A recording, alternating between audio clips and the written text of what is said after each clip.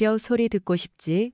그 말이 서늘하게 울려 퍼진 순간 도쿄 시노쿠보의 작은 한식당 서울의 맛 안의 시간은 얼어붙었습니다. 쨍그랑 쇠파이프가 공기를 가르는 소리가 아니라 식당 구석에서 식사하던 한 남자의 수저가 그릇에 부딪히는 소리였습니다. 아주 작았지만 식당 안의 모든 소음을 집어삼킬 만큼 무겁고 날카로운 소리였죠. 이야기는 30분 전으로 거슬러 올라갑니다.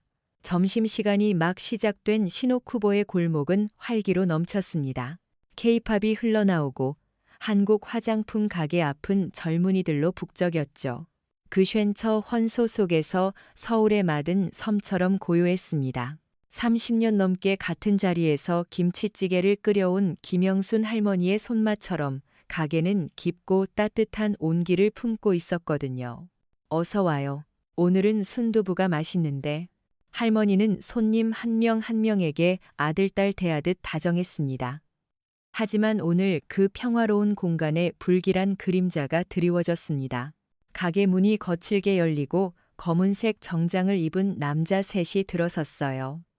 그들의 옷차림은 세련됐지만 눈빛은 거리에 풀린 맹수처럼 야비하고 탐욕스러웠습니다.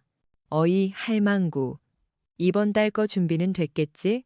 맨 앞에 선 남자는 다나카, 이 일대를 주무르는 신생 야쿠자 조직 쿠류카이의 행동 대장이었습니다. 그의 목소리는 기름을 붓는 듯 미끄러웠지만 그 안에는 칼날 같은 위협이 숨어 있었죠. 김 할머니의 얼굴이 하얗게 굳었습니다. 주름진 손으로 앞치마를 움켜쥐었죠. 다나카-상, 이번 달은 장사가 너무 안 돼서 조금만 더 시간을 주시면 안 될까요? 시간? 다나카가 코웃음을 쳤습니다. 그의 뒤에 있던 부하들이 희죽거리며 할머니를 둘러쌌어요. 식당 안의 손님들은 모두 고개를 숙였습니다. 음식을 씹는 소리마저 사라졌죠.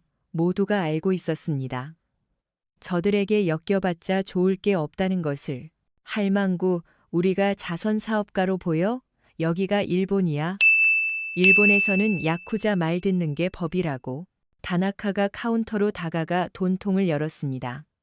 안에는 얼마 되지 않는 지폐와 동전들이 흩어져 있었죠. 그는 역겹다는 듯 혀를 차며 돈통을 바닥에 쏟아부었습니다. 짤랑거리는 소리와 함께 할머니의 하루 장사가 바닥을 뒹굴었어요. 이게 다야? 이 돈으로 우리 이빨이나 쑤실 수 있겠어? 죄송합니다. 정말 죄송합니다. 할머니는 허리를 숙여 바닥에 동전을 주우려 했습니다. 그때 다나카의 부하 하나가 할머니의 어깨를 발로 툭 쳤습니다. 할머니의 몸이 휘청거리며 바닥에 주저앉았어요. 아, 낮은 비명소리. 하지만 누구 하나 나서는 사람이 없었습니다. 모두가 외면했죠. 아니, 단 한 사람만 빼고요. 식당 가장 안쪽 구석 창가 자리에서 한 남자가 조용히 식사를 하고 있었습니다. 넓은 어깨와 바위 같은 팔뚝, 언뜻 보면 운동선수나 막노동꾼 같아 보이는 남자. 그의 이름은 강철. 이 식당의 주방장이자 세상에 존재하지 않는 사람이었습니다. 그는 그저 묵묵히 김치찌개를 떠먹고 있었어요. 마치 식당 안에서 벌어지는 일이 다른 세상의 일이라는 듯이. 전직 형사 출신으로 은퇴 후 소일거리로 번역 일을 하는 단골 손님 박 씨는 그 광경을 보며 속으로 혀를 찼습니다. 저 양반 저러다 한 대 맞지. 강철은 이 식당에 나타난 지 6개월 정도 된 과묵한 사내였습니다. 출신도 나이도 아무도 몰랐죠.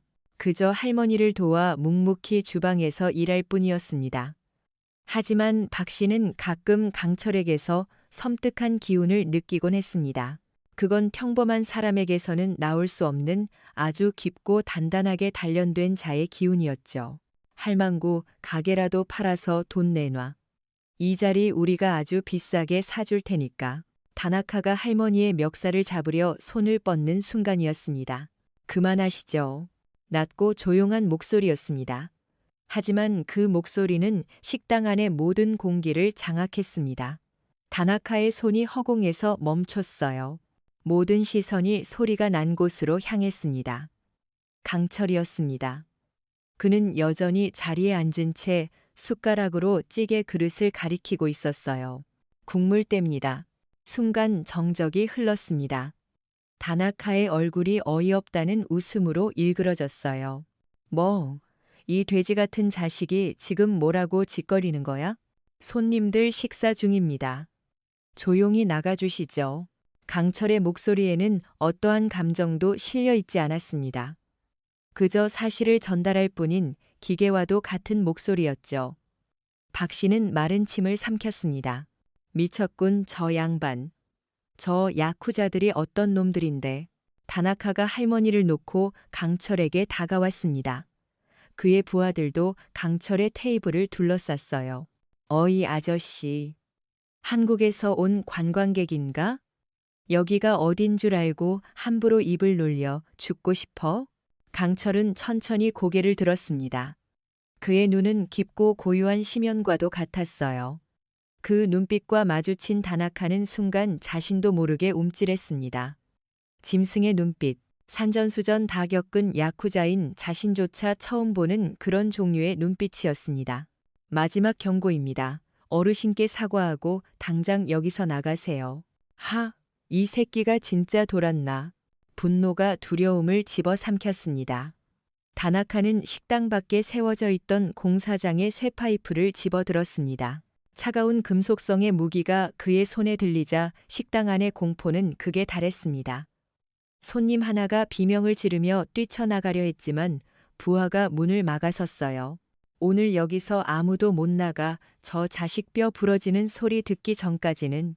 다나카가 쇠파이프를 어깨에 걸치며 강철에게 다가왔습니다. 박 씨는 눈을 감았습니다. 끔찍한 광경을 보고 싶지 않았기 때문이죠. 할머니는 하얗게 질린 얼굴로 안 돼 라고 외쳤습니다. 뼈 소리 듣고 싶지? 다나카가 비열하게 웃으며 쇠파이프를 번쩍 들어 올렸습니다. 육중한 쇠파이프가 강철의 머리를 향해 무섭게 날아들었습니다. 바로 그 순간이었습니다. 강철의 눈빛이 변했습니다. 고요한 심연 같던 그의 눈동자에서 번개처럼 날카로운 빛이 터져 나왔습니다. 과연 이 남자의 정체는 무엇일까요? 평범한 요리사로만 보였던 그는 어떻게 이 절체절명의 위기를 벗어날 수 있을까요? 이 한 방으로 모든 것이 끝장날 것만 같은 이 순간 그의 반격이 시작됩니다. 이야기의 다음이 궁금하시다면 지금 바로 구독과 좋아요를 눌러주세요. 여러분의 클릭 한 번이 억압받는 이들에게 큰 힘이 됩니다. 육중한 쇠파이프가 공기를 찢는 파열음을 내며 강철의 머리 위로 떨어져 내렸습니다. 식당 안의 모든 사람들이 숨을 멈췄습니다. 김 할머니는 두 손으로 얼굴을 가렸고 박 씨는 차마 뜨지 못한 눈꺼풀 너머로 끔찍한 결과를 예감했죠. 하지만 둔탁한 파열음은 들리지 않았습니다. 대신 식당 안을 울린 것은 텅 하는 가벼운 금속성의 소리와 억 하는 다나카의 짧은 비명이었습니다. 실눈을 뜬 박 씨의 눈에 들어온 광경은 믿을 수 없는 것이었습니다. 강철은 여전히 자리에 앉아 있었습니다. 그는 그저 왼팔을 들어 올렸을 뿐이었습니다. 바위처럼 단단한 그의 팔뚝이 무섭게 내리꽂히던 쇠파이프를 마치 나뭇가지를 막아내듯 가볍게 받아낸 것이었죠. 쇠파이프는 그의 팔뚝에 부딪혀 힘없이 튕겨 나갔습니다. 그 충격으로 다나카의 손목이 꺾이며 비명을 질렀던 것입니다. 뭐야 이 자식. 다나카가 고통과 경악이 뒤섞인 눈으로 강철을 바라봤습니다. 그의 부하들도 얼어붙었습니다. 인간의 팔뚝이 쇠파이프를 저렇게 막아낼 수 있다는 사실을 그들의 상식으로는 도저히 이해할 수 없었기 때문입니다. 시끄럽다고 했을 텐데요. 강철이 자리에서 일어섰습니다. 그의 움직임은 육중한 체격과 어울리지 않게 고양이처럼 유연하고 조용했습니다.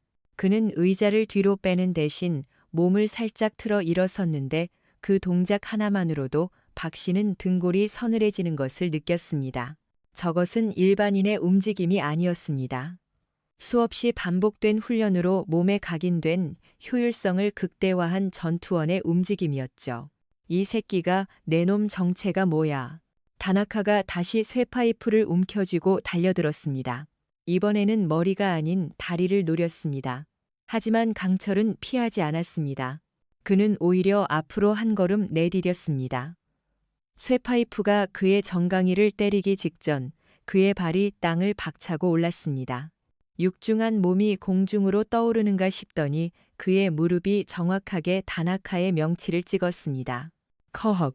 다나카의 입에서 폐 속의 모든 공기가 빠져나가는 소리가 났습니다.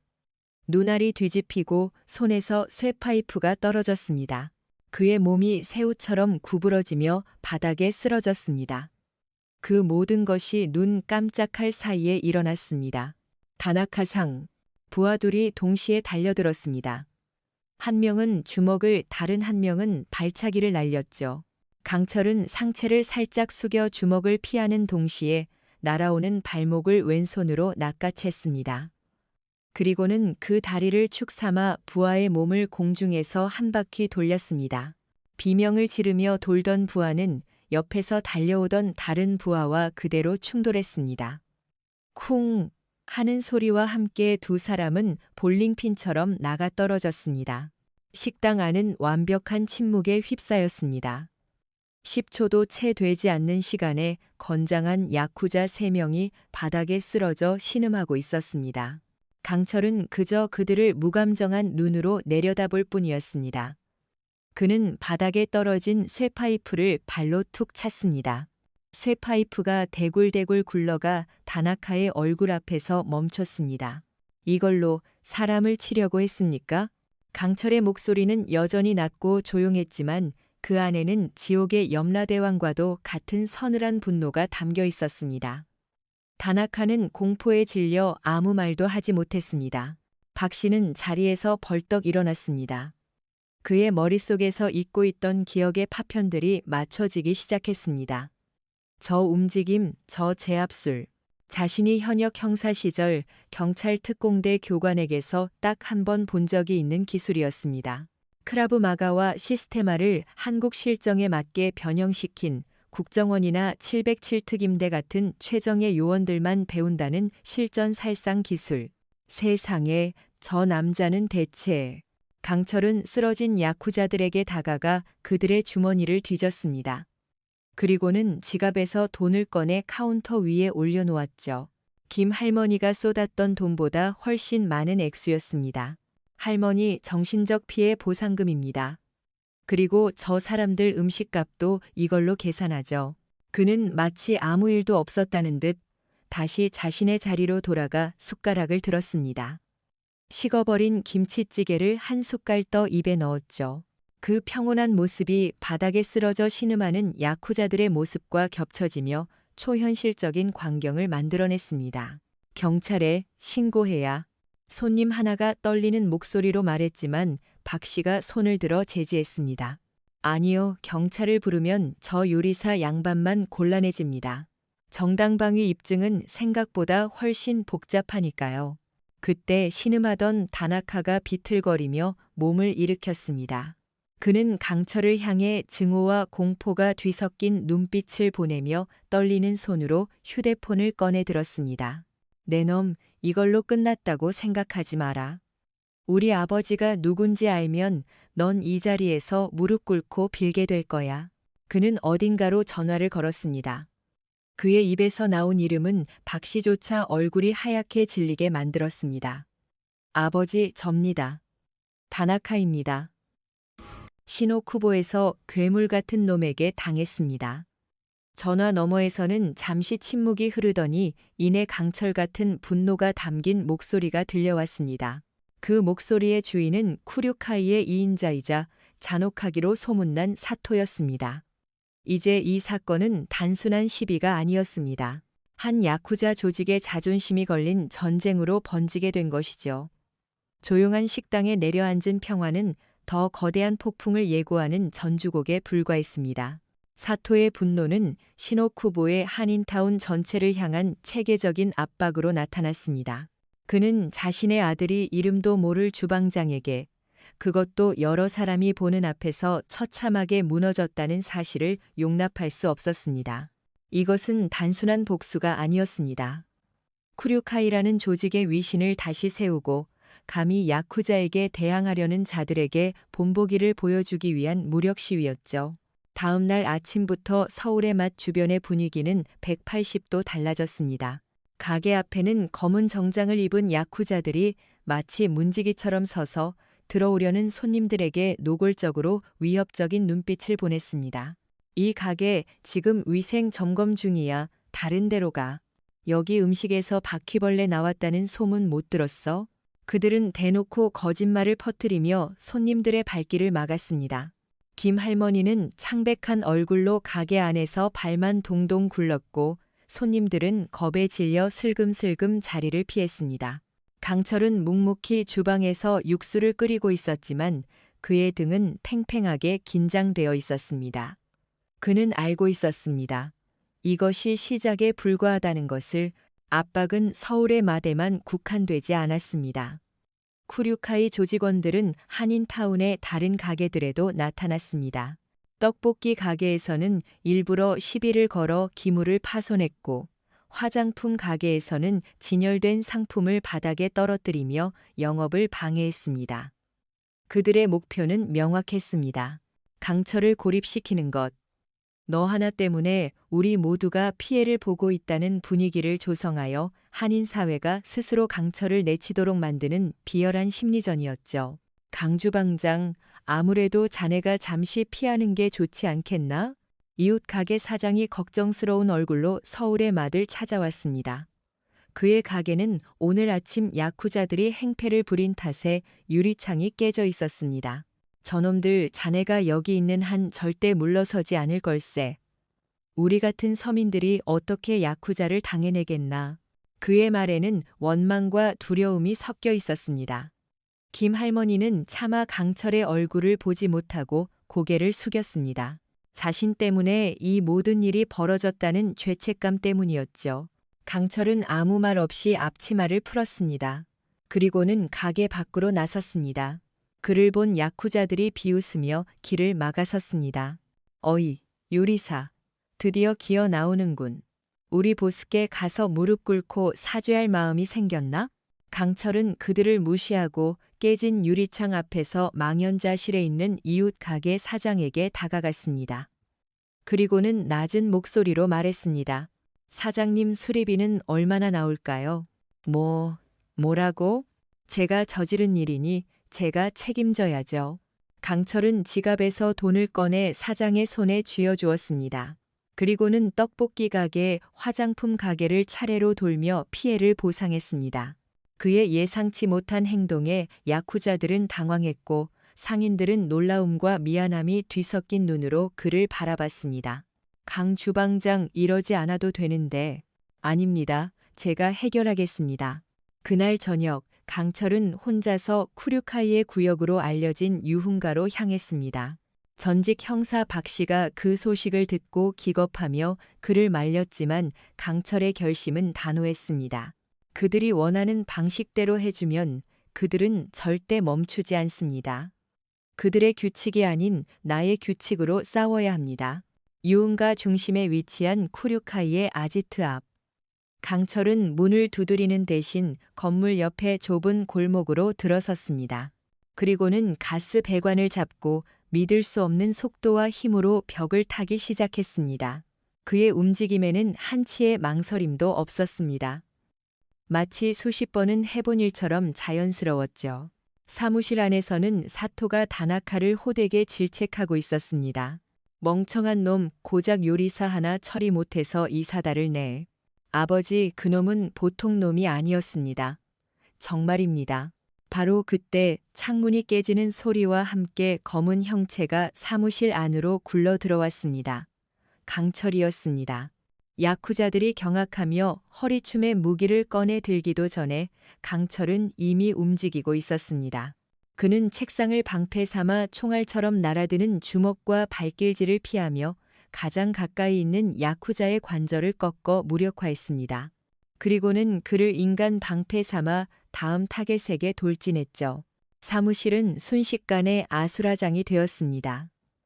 하지만 그 혼란 속에서 오직 강철의 움직임만이 물 흐르듯 침착하고 정교했습니다. 그는 폭력 그 자체를 즐기는 것이 아니었습니다. 그는 최소한의 움직임으로 최소한의 피해를 입히며 오직 상대방을 제압하는 데에만 집중하고 있었습니다. 내 놈 대체 정체가 뭐냐? 사토는 의자에 앉은 채 눈앞에서 벌어지는 광경을 믿을 수 없다는 듯 중얼거렸습니다. 강철의 움직임은 단순한 싸움꾼의 것이 아니었습니다. 그것은 고도로 훈련된 전문가, 상대를 파괴하기 위한 가장 효율적인 방법을 알고 있는 자의 움직임이었습니다.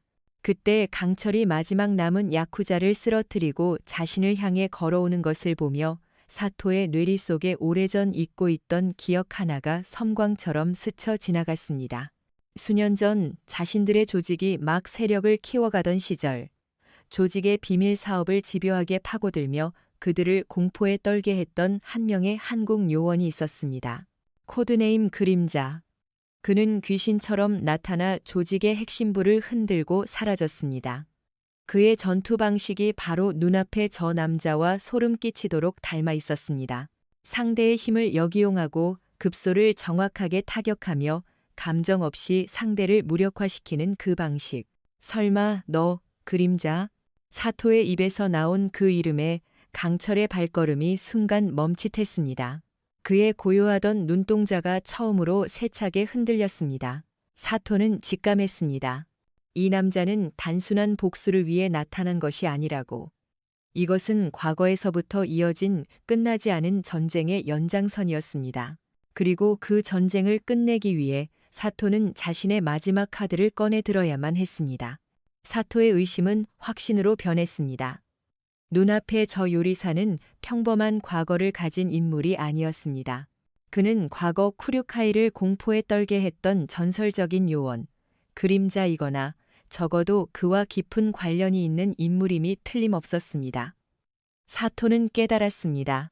어설픈 수의 조직원들로는 저 남자를 막을 수 없다는 것을. 괴물을 잡기 위해서는 그보다 더 지독한 괴물을 풀어놓아야만 했습니다. 며칠 후 시노쿠보는 다시 거짓말 같은 평화를 되찾았습니다. 야쿠자들은 거리에서 자취를 감췄고 서울의 마대도 다시 손님들이 찾아오기 시작했죠. 하지만 강철과 박씨 그리고 김할머니는 알고 있었습니다. 이것은 폭풍전의 고요라는 것을. 조직 내에서 오니쿠이를 불렀다는 소문이 돌더군. 박씨가 낮은 목소리로 강철에게 정보를 전했습니다. 그의 얼굴에는 깊은 우려가 서려 있었죠. 오니는 쿠류카이의 비공식적인 해결사였습니다. 이름처럼 귀신 같은 암살 기술과 무자비함으로 뒷세계에서 악명이 높은 인물이었죠. 그의 본명도 얼굴도 아는 사람이 거의 없었습니다. 그가 움직였다는 것은 사토가 이번 일에 조직의 명운을 걸었다는 의미였습니다. 그림자처럼 움직이는 자를 잡으려면 진짜 그림자를 쓰는 수밖에 없지. 강철은 묵묵히 칼질을 하며 박씨의 말을 들었습니다. 그의 손에 들린 식칼이 무섭도록 정교하게 움직이며 팔을 썰어냈습니다. 그의 마음은 폭풍의 눈처럼 고요했지만 온몸의 감각은 맹수처럼 날카롭게 깨어 있었습니다. 그는 오니가 언제, 어디서 어떤 방식으로 나타날지 예측할 수 없었습니다. 그렇기에 항상 대비해야만 했죠. 그날 밤 강철은 늦게까지 주방을 정리하고 있었습니다. 김 할머니와 박 씨는 이미 퇴근한 후였고 식당 안에는 그 혼자뿐이었습니다. 쏴! 밖에서는 장대비가 쏟아지기 시작했습니다. 빗소리가 식당 안의 모든 소리를 집어삼켰습니다. 바로 그때였습니다. 가게 뒷문에서 달칵하는 아주 작은 소리가 났습니다. 보통 사람이라면 빗소리에 묻혀 듣지 못했을 소리였죠. 강철의 움직임이 멈췄습니다. 그는 천천히 고개를 돌렸습니다. 어두운 주방 구석 그림자가 사람의 형상으로 일렁이고 있었습니다. 소리도 기척도 없이 마치 원래부터 그곳에 있었던 것처럼 한 남자가 서 있었습니다. 검은 옷, 검은 복면 그리고 그의 손에 들린 한 쌍의 단도, 던더가 희미한 불빛에 번뜩였습니다. 온이었습니다. 내 놈이냐 사토님의 아들을 욕보이고 조직을 능멸한 놈이. 온이의 목소리는 쇠를 긁는 것처럼 차갑고 건조했습니다. 강철은 손에 들고 있던 젖은 행주를 꽉 쥐었습니다. 찾아올 줄 알았다. 다음 순간 두 개의 그림자가 격돌했습니다. 오니의 단도가 뱀의 혀처럼 날아들었고 강철은 몸을 비틀어 피하며 행주를 채찍처럼 휘둘렀습니다. 젖은 행주가 오니의 눈을 가리는 순간 강철의 주먹이 그의 복부를 파고들었습니다. 하지만 오니는 신음소리 하나 내지 않고 뒤로 물러나며 곧바로 자세를 고쳐 잡았습니다. 보통 내기가 아니었습니다. 주방은 두 전문가의 싸움터로 변했습니다. 식칼과 국자, 뜨거운 기름과 차가운 물이 무기가 되었습니다. 그들의 싸움은 다나카 일당과의 싸움과는 차원이 달랐습니다. 그것은 힘과 기술뿐만 아니라 상대의 수를 읽고 허를 찌르는 심리전이었습니다. 오니의 공격은 치명적이고 간결했으며 오직 살상만을 목적으로 했습니다. 강철의 방어는 바위처럼 단단했고 그의 반격은 번개처럼 날카로웠습니다. 치열한 공방이 계속되던 중 오니의 단도가 강철의 팔을 스쳤습니다. 옷이 찢어지고 붉은 피가 배어 나왔습니다. 피를 흘리는군, 너도 결국 인간이었나. 오니가 처음으로 희미한 미소를 보였습니다. 하지만 강철의 눈은 더욱 차갑게 가라앉았습니다. 그는 부상당한 짐승처럼 더욱 위험해졌습니다. 그는 오니의 공격 패턴에서 아주 미세한 허점을 발견했습니다. 오니는 왼쪽 다리를 축으로 회전할 때 아주 순간적으로 균형이 무너지는 경향이 있었죠. 강철은 일부러 빈틈을 보이는 척하며 오니의 공격을 유도했습니다. 오니가 기회라고 판단하고 결정타를 날리기 위해 몸을 회전하는 순간 강철의 발이 움직였습니다. 그의 발끝이 정확하게 오니의 왼쪽 발목을 걷어찼습니다. 균형을 잃은 오니의 몸이 휘청거렸고 그 찰나의 순간을 강철은 놓치지 않았습니다. 강철이 오니의 품으로 파고들어 그의 단도를 쥔 손목을 꺾었습니다. 그리고는 그의 목에 팔을 감아 조르기 시작했습니다. 리어 네이키드 초크. 하지만 강철이 사용한 기술은 일반적인 격투기 기술과는 미묘하게 달랐습니다. 그는 상대의 경동맥뿐만 아니라 목 뒤의 신경까지 동시에 압박하여 단 몇 초 만에 상대를 무력화시키는 변형된 기술을 사용하고 있었습니다. 이 기술은 의식을 잃어가던 오니의 눈이 경악으로 물들었습니다. 그는 이 기술을 알고 있었습니다. 아주 오래전 자신이 속해 있던 용병 부대에서 전설처럼 전해 내려오던 이야기. 대한민국 최정예 특수부대, 그 중에서도 소수에게만 전수된다는 극비의 살상 기술. 그 기술을 사용하는 자들은 인간 병기라고 불렸습니다. 당신 그 부대 출신인가? 그 말을 마지막으로 오니의 몸에서 힘이 빠져나갔습니다. 강철은 의식을 잃은 그를 바닥에 내려놓았습니다. 빗소리가 점점 거세졌습니다. 강철은 피가 흐르는 자신의 팔을 내려다보았습니다. 오니의 마지막 질문이 그의 귓가에 메아리 쳤습니다. 그 부대, 지우고 싶었던 과거, 숨기고 싶었던 자신의 정체가 결국 이렇게 자신을 다시 찾아온 것이었습니다. 이제 더 이상 숨을 곳은 없었습니다. 그는 과거를 마주하고 이 지독한 악연을 자신의 손으로 끝내야만 했습니다. 오니가 남긴 마지막 말은 강철의 내면 깊숙이 잠들어 있던 과거의 괴물을 깨웠습니다. 그 부대, 그 이름은 그에게 영광이자 씻을 수 없는 상처였습니다. 빗소리가 거세지는 텅 빈 식당 안에서 강철은 수년 전의 과거와 정면으로 마주해야만 했습니다. 그의 본명은 강철이 아니었습니다. 대한민국 국가정보원 해외공작팀 소속 이동준 대위. 그는 입대 후 특전사를 거쳐 국정원 블랙 요원으로 차출된 엘리트 중의 엘리트였습니다. 타고난 신체 능력과 비상한 상황, 판단력, 그리고 무엇보다 강철 같은 정신력 때문에 그는 그림자라는 코드네임으로 불렸습니다. 말 그대로 그는 국가의 그림자가 되어 어둠 속에서 보이지 않는 위협들과 싸웠습니다.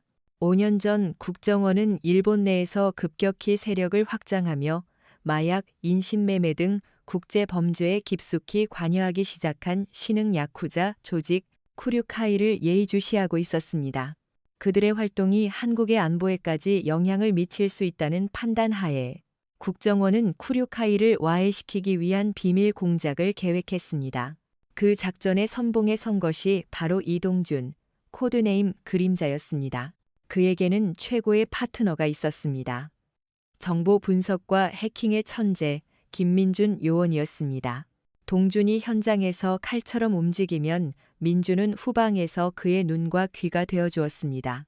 두 사람은 생사를 함께 넘나들며 수많은 작전을 성공으로 이끌었고 형제보다 더 끈끈한 전우애를 나누고 있었죠.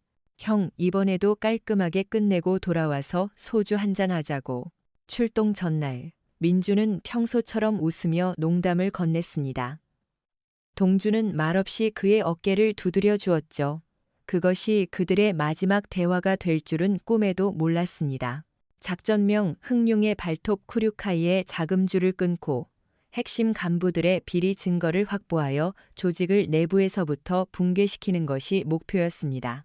동주는 일본인 사업가로 위장하여 조직에 접근했고 민주는 한국에서 그의 활동을 지원하며 조직의 전산망을 해킹하고 있었습니다. 작전은 순조롭게 진행되는 듯 했습니다. 동주는 특유의 대담함과 치밀함으로 사토를 비롯한 간부들의 신임을 얻는 데 성공했고 조직의 비밀 장부가 숨겨진 위치까지 파악했습니다.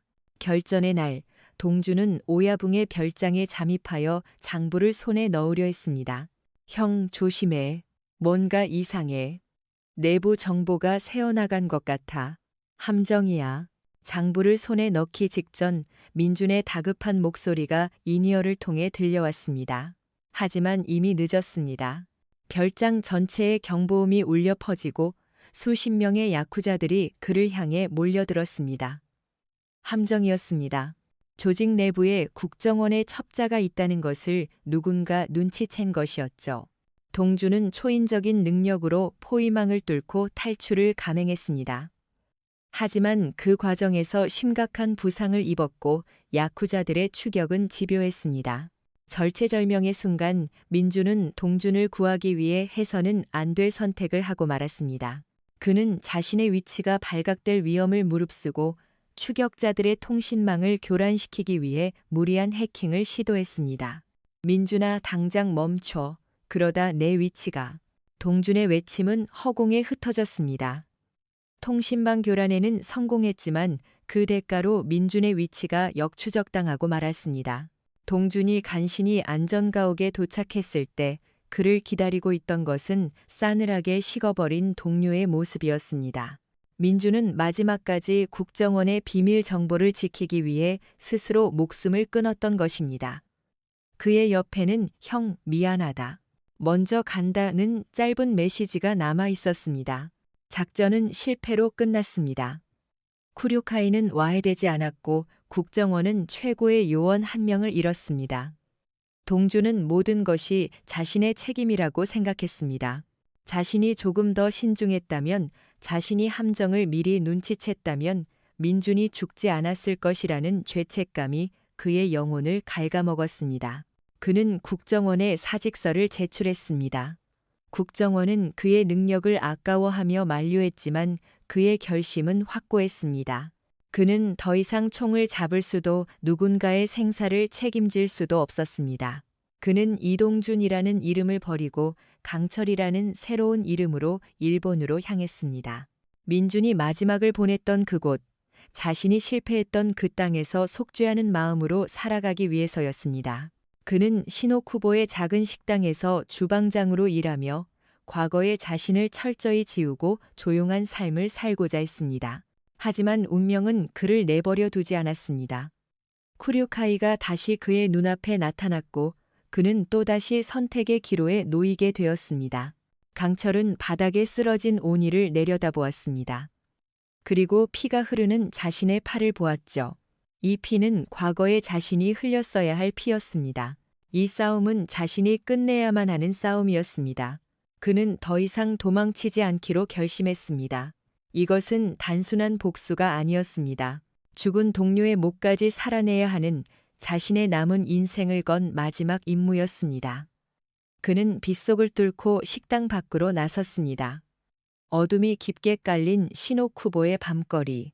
이제 그림자는 더 이상 숨지 않을 것입니다. 그는 어둠 속에서 어둠을 사냥하는 사냥개가 되어 이 지독한 전쟁을 끝내러 갈 것이었습니다.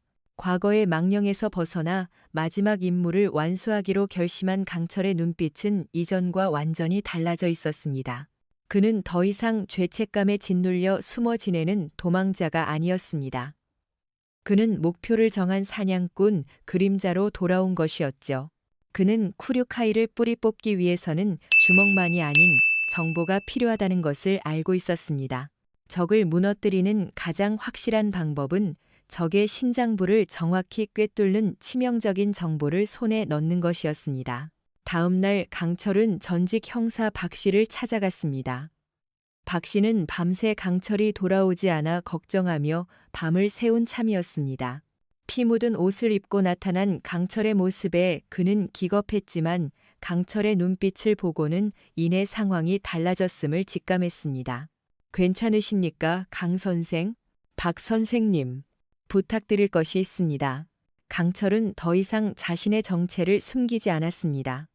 그는 박 씨에게 자신이 과거 국정원 요원이었으며 쿠류카이와 악연이 있다는 사실을 털어놓았습니다. 모든 이야기를 들은 박 씨는 잠시 충격에 빠졌지만 이내 결심한 듯 고개를 끄덕였습니다. 어쩐지 보통 인물이 아니라고 생각했지. 알겠네. 내가 뭘 도우면 되겠나? 박 씨는 비록 은퇴했지만 일본 경시청 내에 아직 연줄이 남아 있었습니다. 비공식적으로 남아 정보를 얻거나 수사 상황을 파악하는 데 도움을 줄 수 있었죠. 그는 강철에게 단순한 조력자가 아닌 든든한 파트너가 되어주기로 결심했습니다. 강철의 첫 번째 목표는 쿠류카이의 현재 자금 흐름을 파악하는 것이었습니다. 그는 오니를 제압했을 때 그의 옷에서 작은 USB 하나를 발견했습니다. 그것은 암호화되어 있었지만 강철은 과거 민준에게서 어깨너머로 배운 지식을 총동원하여 며칠 밤낮으로 매달린 끝에 암호를 푸는 데 성공했습니다. USB 안에는 쿠류카이의 하부 조직원 명단과 그들의 활동 내역 일부가 담겨 있었습니다. 하지만 결정적인 정보는 없었죠. 강철은 김 할머니에게도 조심스럽게 도움을 청했습니다. 할머니 위험한 부탁이라는 거 압니다. 하지만 이 동네를 위해서, 할머니 가게를 위해서 꼭 필요한 일입니다. 김할머니는 시노쿠보의 터사대감이었습니다. 수십 년간 장사를 하며 그녀는 한인 사회의 대소사를 꿰뚫고 있었죠. 누가 누구와 친하고 어떤 가게가 갑자기 돈을 많이 벌기 시작했으며 밤마다 어떤 수상한 자들이 움직이는지 그녀의 귀에는 온갖 정보가 흘러들어왔습니다. 강철의 부탁에 할머니는 처음에는 걱정하며 망설였지만 강철의 진심 어린 눈빛을 보고는 조용히 고개를 끄덕였습니다. 그렇게 강철은 현장에서, 박 씨는 경찰 내부에서, 김 할머니는 한인 사회 안에서 세 사람의 비밀스러운 정보 수집 작전이 시작되었습니다. 며칠 후 흩어져 있던 정보의 조각들이 하나로 맞춰지기 시작했습니다. 박 씨는 경시청 내부 정보원을 통해 쿠류카이가 최근 요코하마 항을 통해 대규모 물건을 밀수입하려 한다는 첩보를 입수했습니다. 물건의 정체는 명확하지 않았지만 조직 전체가 극도로 보안에 신경 쓰고 있다는 점에서 단순한 밀수품이 아님을 짐작할 수 있었죠. 동시에 김할머니는 최근 한인타운의 젊은이들 사이에서 신종 마약이 퍼지고 있다는 흉흉한 소문을 들었습니다. 그리고 그 마약의 출처가 바로 쿠류카이라는 심증을 굳히게 되었죠. 강철은 이 두 가지 정보를 종합하여 결론을 내렸습니다. 쿠류카이가 요코하마 항을 통해 대규모 마약을 밀반입하고 있으며 한인타운을 테스트베드 삼아 유통망을 확장하려 한다는 것을. 이것은 단순한 야쿠자 조직의 이권 다툼이 아니었습니다. 수많은 젊은이들의 인생을 파괴할 수 있는 거대한 국제 범죄였습니다. 거래 날짜와 정확한 장소를 알아내야 합니다. 강철은 USB에 있던 하부 조직원 명단 중에서 가장 겁이 많고 입이 가벼워 보이는 인물을 타겟으로 삼았습니다. 그는 밤늦게 퇴근하는 그를 어두운 골목에서 덮쳤습니다. 강철은 폭력을 쓰지 않았습니다. 그는 그저 남자의 목에 차가운 쇠붙이를 갖다 대고 낮은 목소리로 속삭였을 뿐입니다. 내가 아는 걸 전부 말해. 그럼 살려주지. 하지만 거짓말을 하거나 이 사실을 누군가에게 알리면 내 가족은 내일 아침 해를 보지 못할 거야. 그의 목소리에는 상대방의 영혼까지 얼어붙게 만드는 힘이 있었습니다. 남자는 공포에 질려 자신이 아는 모든 것을 털어놓았습니다. 거래는 이틀 뒤 요코하마 항에 폐쇄된 7번 창고에서 이루어진다는 것. 그리고 이번 거래에는 사토가 직접 현장을 지휘한다는 사실까지 모든 정보가 모였습니다. 이제 남은 것은 적진의 심장부로 뛰어들어 그들의 범죄 현장을 덮치고 결정적인 증거를 확보하는 것이었습니다. 이것은 강철에게 있어 쿠류카이를 무너뜨릴 절호의 기회이자 동시에 자신의 모든 것을 걸어야 하는 위험한 도박이었습니다. 그는 창밖의 어두운 도시를 바라보며 죽은 동료 민준의 이름을 나지막이 불렀습니다. 민준아, 보고 있냐? 이제 곧 끝낼게. 그의 결전의 시간은 바로 눈앞으로 다가오고 있었습니다. 결전의 밤, 요코하마 항에는 짙은 바다 안개가 내려앉아 있었습니다. 습하고 짠 공기가 피부에 달라붙었고 간간이 울리는 백고동 소리가 스산한 분위기를 더했죠. 강철과 박씨는 7번 창고가 보이는 언덕 위 어둠 속에 몸을 숨긴 채 현장을 주시하고 있었습니다. 경찰에는 연락했나? 박씨가 긴장된 목소리로 물었습니다. 그의 손에는 낡은 권총이 들려 있었지만 수십 명의 야쿠자를 상대하기에는 역부족이었습니다. 아니요, 아직은 때가 아닙니다. 강철이 단호하게 대답했습니다. 그의 눈은 어둠 속에서도 먹이를 포착하는 매처럼 날카롭게 빛나고 있었죠. 경찰이 섣불리 움직이면 놈들은 증거를 모두 없애고 꼬리만 자른 채 도망칠 겁니다. 먼저 우리가 들어가서 거래 현장을 확실하게 덮치고 증거를 확보해야 합니다. 그들이 빼도 박도 못할 증거를요. 강철의 계획은 대담하고 위험했습니다.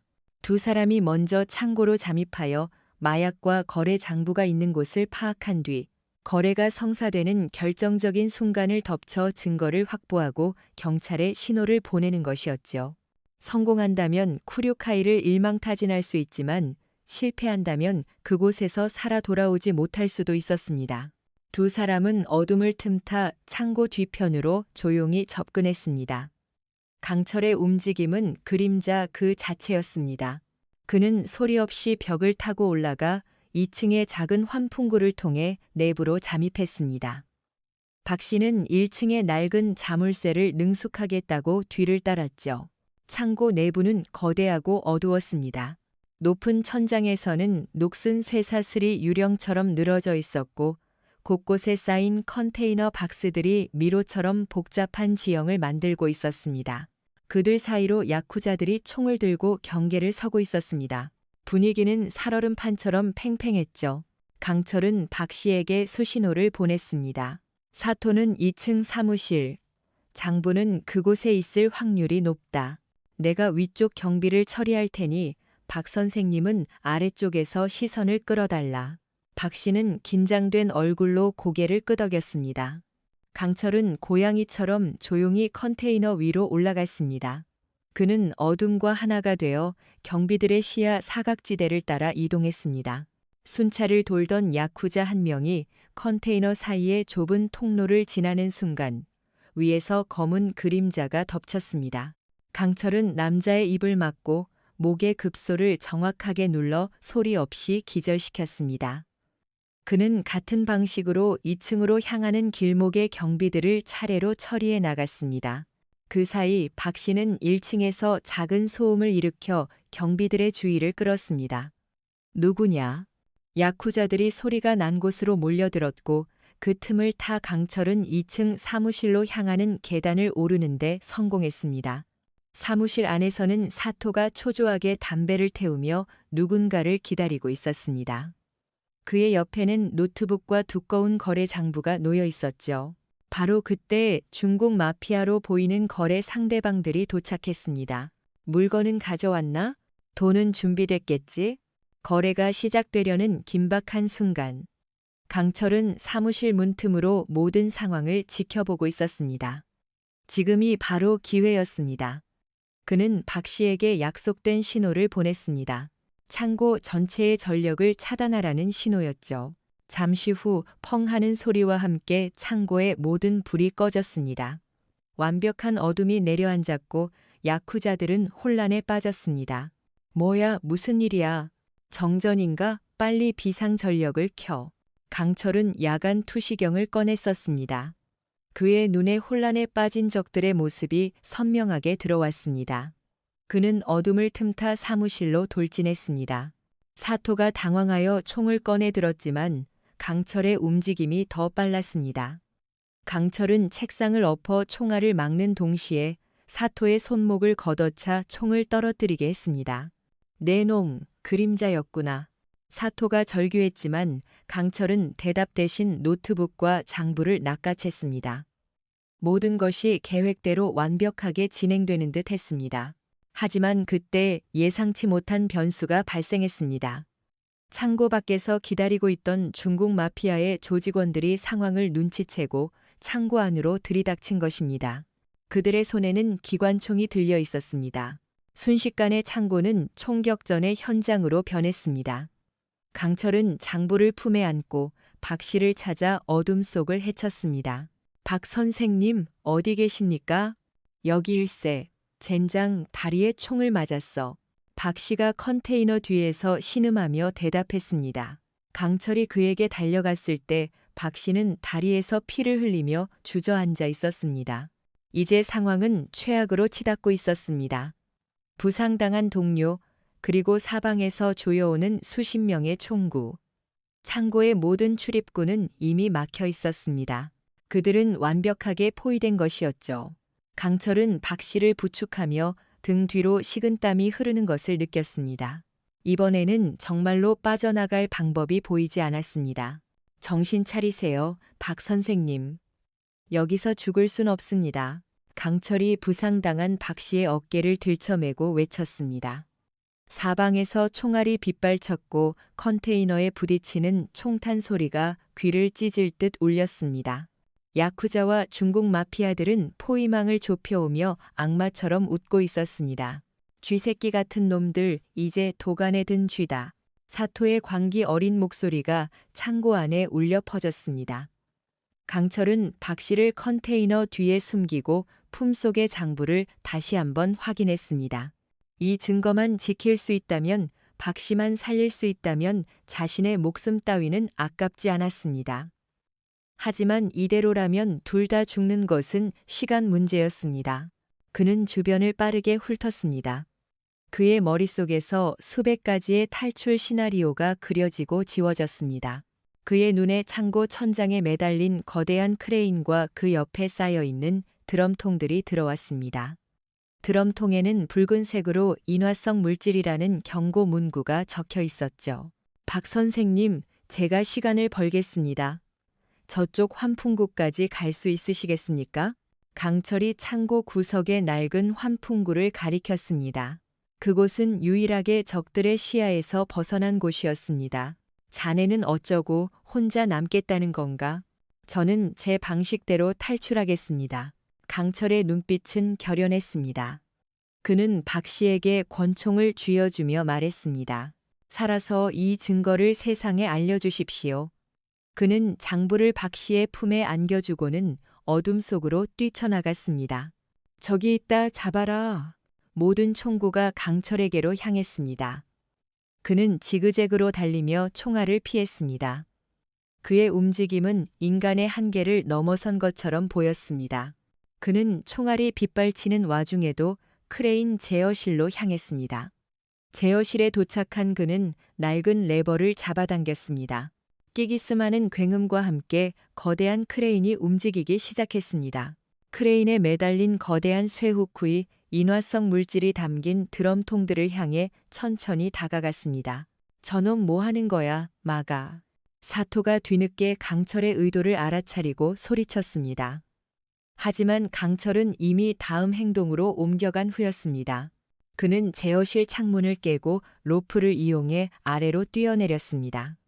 그리고는 바닥에 있던 조명탄 하나를 집어들었죠. 크레인의 쇠후크의 드럼통들을 들이받는 순간 강철은 조명탄의 안전핀을 뽑아 그곳으로 던졌습니다. 모두 엎드려. 강철의 외침과 함께 창고 전체가 섬광과 굉음에 휩싸였습니다. 드럼통들이 연쇄적으로 폭발하며 거대한 화염이 치솟았습니다. 폭발의 충격으로 창고의 벽 일부가 무너져 내렸고 그 틈으로 바깥에 차가운 밤 공기가 쏟아져 들어왔습니다. 혼란을 틈타 박 씨는 환풍구를 통해 간신히 탈출에 성공했습니다. 강철은 화염을 등지고 무너진 벽 틈으로 몸을 날렸습니다. 하지만 그 역시 폭발의 여파로 부상을 입은 상태였습니다. 옆구리에는 파편이 박혔고 다리는 절뚝거렸죠. 그는 부두를 가로질러 필사적으로 달렸습니다. 뒤에서는 살아남은 야쿠자들이 악착같이 따라붙었습니다. 막다른 부두의 끝, 강철은 거친 숨을 몰아쉬며 뒤를 돌아봤습니다. 사토를 비롯한 10여 명의 야쿠자들이 총구를 겨누며 다가오고 있었습니다. 그의 앞은 차가운 밤바다뿐이었습니다. 이제 끝이다, 그림자. 사토가 비릿한 미소를 지으며 방아쇠에 손가락을 걸었습니다. 강철은 눈을 감았습니다. 그의 머릿속에 죽은 동료 민준의 얼굴과 시노쿠보 식당의 김 할머니 얼굴이 차례로 스쳐 지나갔습니다. 미안하다, 여기까지인가 보다. 그가 모든 것을 포기하려던 바로 그 순간이었습니다. 어둠을 찢는 굉음과 함께 바다 위에서 강력한 서치라이트 불빛 여러 개가 그들을 덮쳤습니다. 눈을 뜰 수 없을 만큼 강렬한 빛이었습니다. 야쿠자들이 당황하여 빛이 오는 쪽을 바라보았을 때 그들의 눈에 들어온 것은 믿을 수 없는 광경이었습니다. 어둠 속에서 모습을 드러낸 것은 일본 해상보안청의 고속 경비정 3척이었습니다. 그리고 경비정 위에는 중무장한 특수기동대원들이 총구를 이쪽으로 겨누고 있었죠. 총을 버리고 모두 투항하라. 반복한다. 총을 버리고 투항하라. 경비정의 확성기에서 울려 퍼지는 서늘한 경고. 야쿠자들은 얼어붙었습니다. 하지만 더 놀라운 일은 하늘에서 벌어졌습니다. 굉음을 내며 접근한 검은색 헬리콥터 2대가 그들의 머리 위에서 정지 비행을 시작했습니다.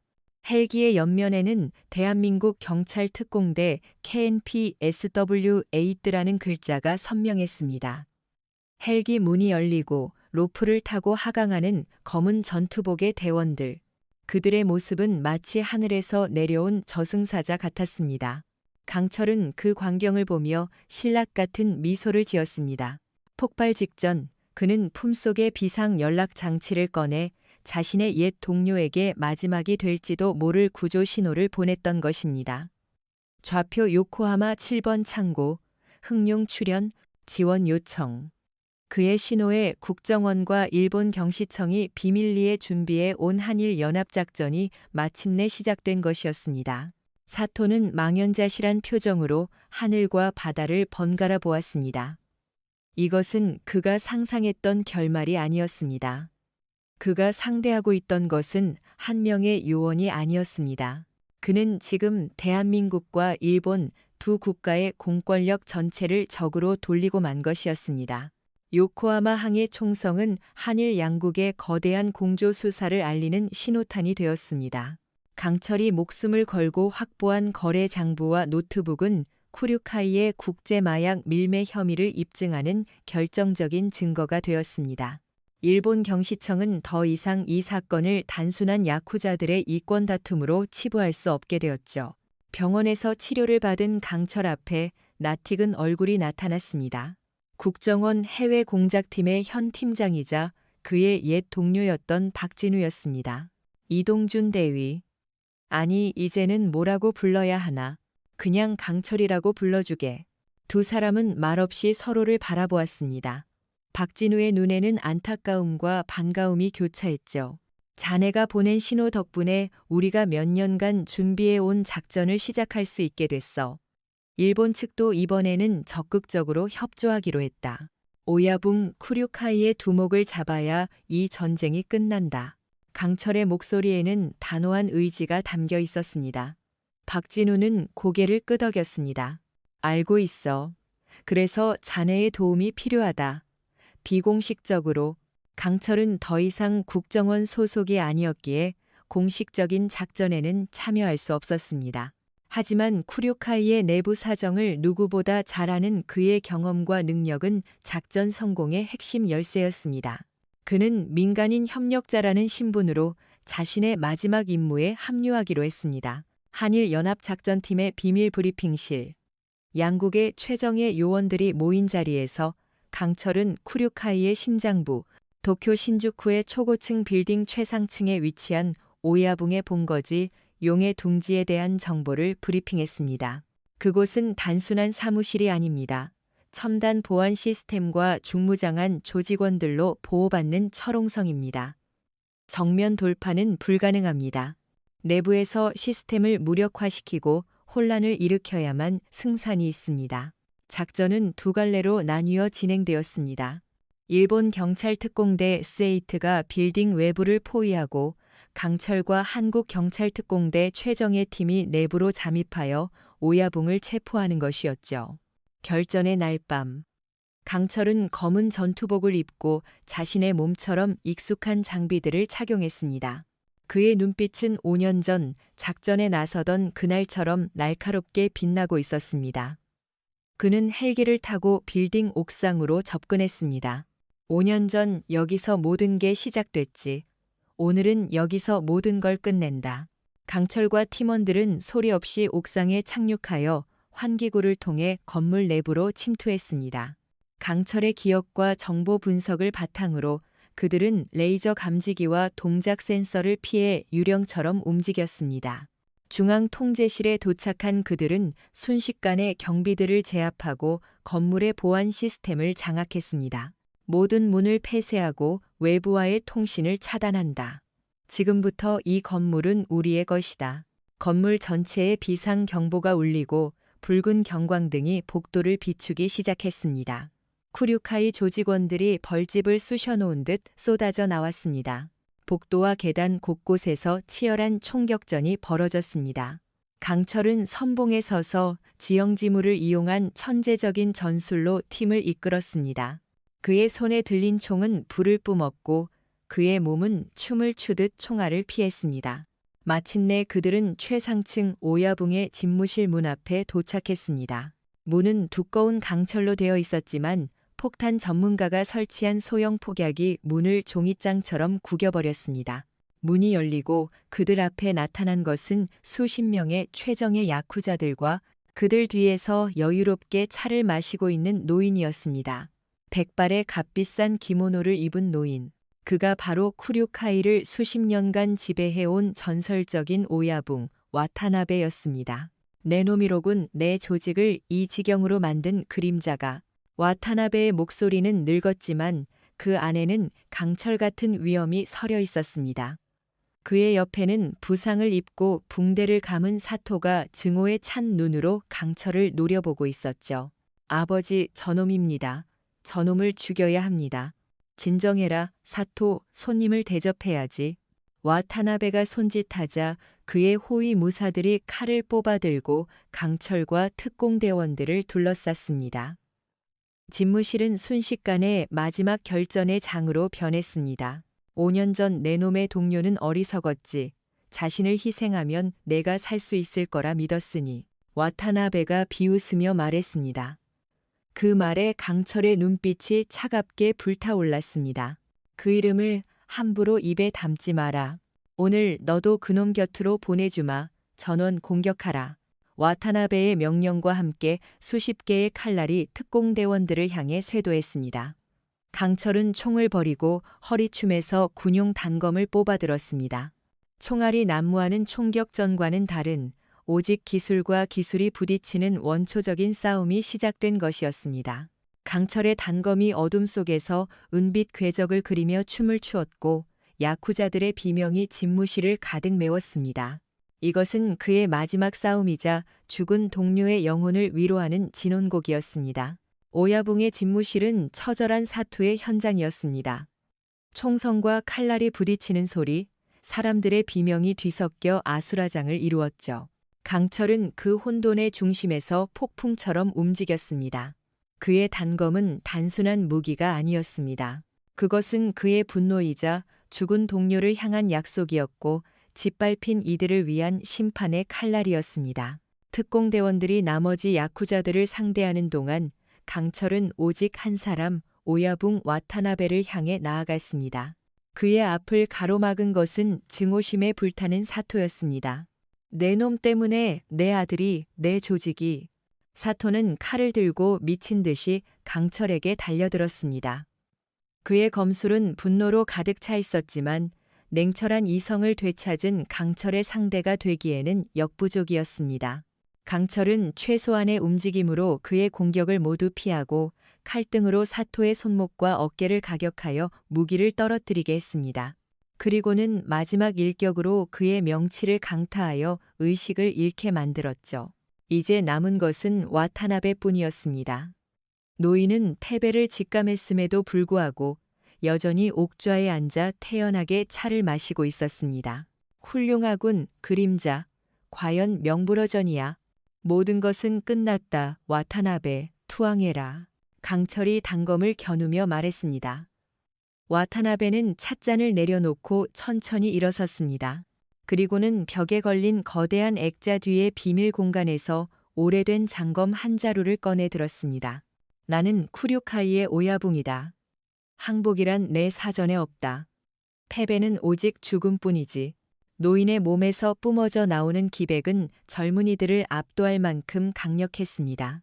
그는 수십 년간 암흑 세계를 지배해온 절대자였습니다. 두 사람은 마지막 합을 나누기 위해 서로를 향해 돌진했습니다. 강철의 단검과 와타나베의 장검이 불꽃을 튀기며 부딪혔습니다. 하지만 승부는 이미 정해져 있었습니다. 와타나베의 시대는 저물고 있었고 강철은 과거의 어둠을 베어내고 새로운 시대를 열어야만 했습니다.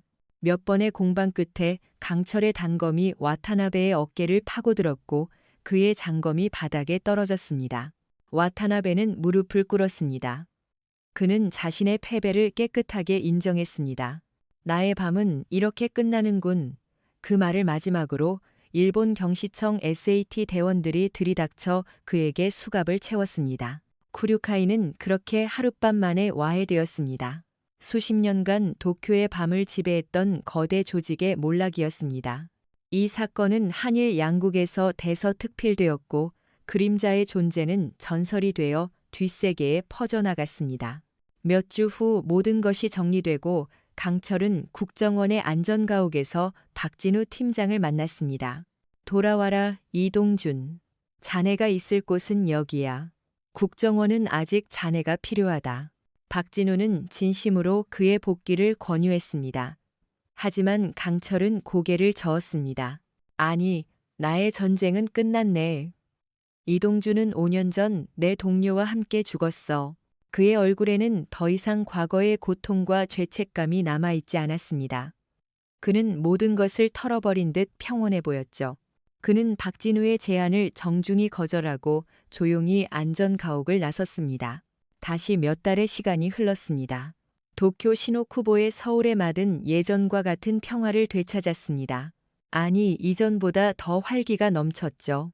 가게 앞을 어슬렁거리던 야쿠자들이 사라지자 동네는 아이들의 웃음소리와 사람들의 활기로 가득 찼습니다.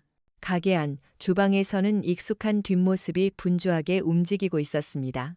넓은 어깨와 바위 같은 팔뚝, 강철이었습니다. 그는 다시 평범한 주방장으로 돌아와 있었습니다. 강주방장, 여기 김치찌개 하나 추가요. 네 할머니, 금방 나갑니다. 그의 목소리는 밝고 힘찼습니다. 김 할머니는 흐뭇한 미소로 그를 바라봤고 카운터에는 전직 형사 박 씨가 앉아 신문을 보며 웃고 있었습니다. 가게 한쪽에서는 단악하였던 청년이 서툰 솜씨로 테이블을 닦고 있었습니다. 그는 가명을 받고 출소한 뒤 강철을 찾아와 무릎 꿇고 용서를 빌었고 강철은 그를 가게 일꾼으로 받아주었던 것입니다. 모든 것이 제자리를 찾았습니다. 저녁 장사가 끝나고 강철은 가게 앞 평상에 앉아 밤하늘을 올려다보았습니다. 그의 옆으로 김 할머니가 다가와 따뜻한 커피 한 잔을 건넸습니다. 이제 정말 괜찮은 게냐? 네 할머니, 이제야. 제가 있어야 할 곳을 찾은 것 같아요. 강철은 커피를 한 모금 마셨습니다. 평범한 일상의 맛, 그 어떤 산의 진미보다 달콤하고 소중한 맛이었습니다. 그는 더 이상 국가의 그림자가 아니었습니다. 그는 시노쿠보의 작은 한식당을 지키는 든든한 주방장이자 누군가의 아들이고 이웃이었습니다. 조직의 길고 어두웠던 밤은 끝나고 그의 인생에는 비로소 따뜻한 아침이 찾아오고 있었습니다. 그는 조용히 미소 지었습니다. 그 미소는 진정한 평화를 찾은 자만이 지을 수 있는 세상에서 가장 강하고 따뜻한 미소였습니다. 오늘 우리가 함께한 강철, 아니 이동준이라는 한 남자의 이야기는 단순히 악을 응징하는 통쾌함을 넘어 우리 삶의 더 깊은 곳을 돌아보게 만드는 묵직한 울림을 남깁니다.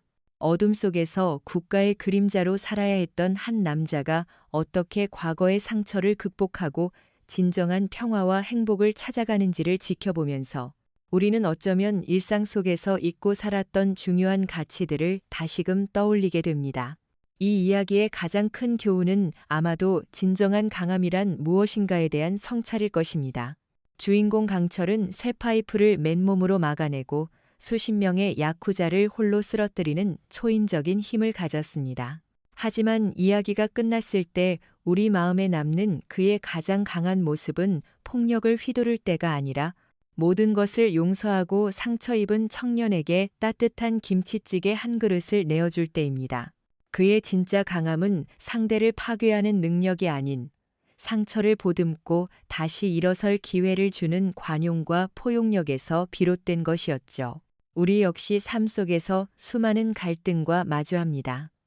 때로는 힘으로 상대를 누르고 날카로운 말로 상처를 주어야만 이기는 것이라고 생각할 때가 있습니다. 하지만 강철의 이야기는 우리에게 묻습니다. 상대를 무너뜨리고 얻는 공허한 승리가 과연 진정한 승리인지, 아니면 상처 입은 영혼을 일으켜 세우고 함께 나아가는 것이 더 큰 용기이자 진정한 강함은 아닌지를 말입니다. 또한 이 이야기는 우리에게 과거의 상처를 마주할 용기에 대해 이야기합니다. 강철은 동료를 잃은 깊은 죄책감과 트라우마에 갇혀 자신의 모든 것을 버리고 어둠 속으로 숨어들었습니다. 우리 역시 크고 작은 실패와 상실의 기억 속에서 허우적거리며 과거라는 감옥에 스스로를 가두곤 합니다. 하지만 그는 더 이상 도망치지 않고 자신의 실패와 정면으로 마주하기로 결심했을 때 비로소 앞으로 나아갈 수 있었습니다. 그의 마지막 임무는 야쿠자를 소탕하는 것이었지만 어쩌면 그가 정말로 싸워 이겨내야 했던 것은 바로 자기 자신의 내면에 있던 두려움과 죄책감이었을 겁니다. 과거는 바꿀 수 없지만 과거를 대하는 우리의 태도는 바꿀 수 있습니다. 상처를 외면하고 터와 터지게 내버려 두는 것이 아니라 용기 내어 마주하고 그 안에서 교훈을 얻고 스스로를 용서할 때 우리는 비로소 과거의 무게에서 벗어나 자유로워질 수 있다는 것을 이 이야기는 보여줍니다. 그리고 무엇보다 중요한 것은 평범한 일상의 소중함입니다. 생사를 넘나드는 치열한 싸움을 끝내고 돌아온 강철이 찾은 행복은 거창한 명예나 부가 아니었습니다. 그것은 김할머니가 끓여주는 따뜻한 찌개 한 그릇, 이웃과 나누는 정겨운 인사, 그리고 더 이상 누군가를 경계하지 않아도 되는 평화로운 저녁이었습니다. 우리는 종종 더 큰 성공, 더 많은 소유를 위해 현재의 소중한 순간들을 희생하며 살아갑니다. 하지만 진짜 행복은 어쩌면 아주 가까운 곳에 우리가 당연하게 여기는 평범한 일상 속에 숨쉬고 있는지도 모릅니다. 가족과 함께하는 저녁 식사, 친구와 나누는 시시콜콜한 대화, 창문으로 쏟아지는 따스한 햇살. 강철이 목숨을 걸고 지키고자 했던 것은 바로 그런 작고 평범하지만 세상 그 무엇과도 바꿀 수 없는 소중한 가치들이었습니다. 마지막으로 이 이야기는 우리 모두의 마음속에 잠들어 있는 작은 용기의 힘을 일깨워줍니다. 강철이라는 특별한 영웅이 있었기에 모든 문제가 해결된 것처럼 보이지만 사실 쿠류카이라는 거대한 악을 무너뜨린 것은 그 혼자만의 힘이 아니었습니다. 불의에 맞서기로 결심한 전직 형사 박 씨의 용기, 위험을 무릅쓰고 정보를 모아준 김 할머니의 용기, 그리고 마침내 자신들의 잘못을 뉘우치고 새로운 삶을 선택한 청년들의 용기가 모여 거대한 변화를 만들어낸 것입니다. 우리 대부분은 강철처럼 초인적인 힘을 가지고 있지 않습니다. 하지만 우리에게는 불의를 보고 그건 옳지 않다고 말할 수 있는 작은 용기가 있습니다. 도움이 필요한 이웃에게 따뜻한 손을 내밀 수 있는 작은 용기가 있습니다. 바로 그 작고 평범한 용기들이 모일 때 세상은 우리가 생각하는 것보다 훨씬 더 따뜻하고 정의로운 곳으로 바뀔 수 있습니다. 오늘 함께한 이 이야기가 여러분의 마음에 작은 불씨가 되었으면 좋겠습니다. 진정한 강함은 파괴가 아닌 포용에, 진정한 자유는 과거를 마주할 용기에, 그리고 진정한 행복은 소중한 일상을 지켜내는 데 있다는 것을 기억하며 여러분의 삶이 오늘보다 조금 더 따뜻하고 용기 있는 날들로 채워지기를 진심으로 바랍니다. 오늘 이야기가 마음에 드셨다면 구독과 좋아요를 통해 저희에게 큰 힘을 주시면 감사하겠습니다. 여러분의 관심과 응원이 더 좋은 이야기를 만드는 가장 큰 원동력이 됩니다. 본 영상에 등장하는 모든 인물, 단체, 사건은 허구적으로 창작된 것이며 실제와는 아무런 관련이 없음을 밝힙니다. 본 콘텐츠는 오직 교육적이고 교훈적인 가치를 전달할 목적으로 제작되었으며 특정 개인이나 집단을 비방하거나 폭력을 조장할 의도가 전혀 없습니다. 시청자 여러분께서는 이야기의 교훈적인 측면에 집중해 주시기를 바랍니다.